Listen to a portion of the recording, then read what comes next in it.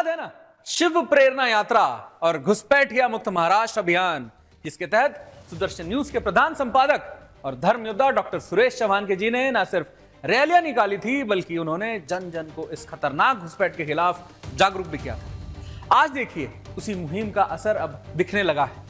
महाराष्ट्र में घुसपैठियों के घुसपैठ के खिलाफ जो आग डॉक्टर सुरेश चौहान के जी ने लगाई थी, वही आग अब पुलिस की कार्रवाई में भी नजर आ रही है। रायगढ़ जिले से एक बड़ी खबर आई है, जहां पुलिस ने 6 बांग्लादेशी घुसपैठियों को गिरफ्तार किया है, जिनमें एक महिला भी शामिल है। ये घुसपैठिए महाप्रलय पंढरपुर मार्ग पर काम कर रहे थे और इनके पास कोई भी वैध दस्तावेज नहीं था।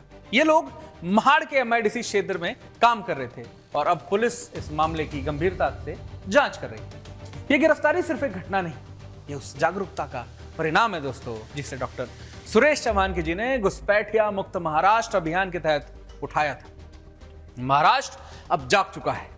जनता अब समझ चुकी है कि घुसपैठियों का देश में रहना न केवल हमारे लिए बल्कि हमारी सुरक्षा के लिए भी कितना खतरे की बात हो सकती है। डॉक्टर सुरेश चौहान के जी ने हमसे कहा था, हमारे देश में घुसपैठियों के लिए कोई जगह नहीं होनी चाहिए, और अब देखिए उसी की मिसाल ये गिरफ्तारी बनकर सामने आ रही है। ये सिर्फ एक शुरुआत है।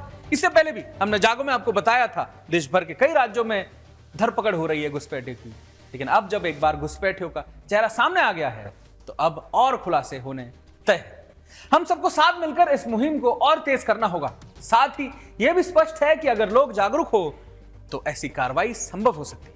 डॉक्टर सुरेश चौहान जी ने जो कदम उठाए हैं, आज वही कदम महाराष्ट्र को एक सुरक्षित राज्य बनाने में मदद कर रहे हैं। यह सिर्फ एक शुरुआत है और हम पूरे महाराष्ट्र को घुसपैठियों से मुक्त करने के लिए पूरी तरीके से जुड़े हुए हैं। जिस तरह से महाराष्ट्र में घुसपैठियों के खिलाफ बड़ी कार्रवाई की जा रही है, अब वही असर तमिलनाडु में भी देखने को मिल रहा है। तिरुपुर जिले में आतंकवाद विरोधी पुलिस ने एक बड़ी कार्रवाई करते हुए 31 लोगों को गिरफ्तार किया है। सोचिए 31 लोग। ये लोग फर्जी आधार कार्ड का इस्तेमाल कर भारतीय पहचान के रूप में अपना काम कर रहे थे और तमिलनाडु के कपड़े के कारखानों में अवैध रूप से काम कर रहे थे।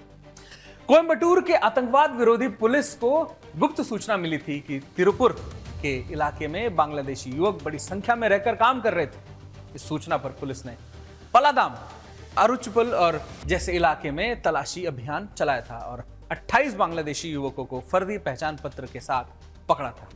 इसके अलावा पुलिस ने वीरपंडी और नल्लूर में भी 2 और बांग्लादेशी युवकों को गिरफ्तार किया है। यह घटना साबित करती है कि फर्जी दस्तावेज के जरिए घुसपैठिए देश के में आराम से घूम सकते हैं, काम कर सकते हैं। और ये सब कुछ पहले महाराष्ट्र में हुए घटनाक्रम का भी असर है, जो अब तमिलनाडु में भी नजर आ रहा है। देखिए, यह अब एक राष्ट्रीय आंदोलन बन चुका है।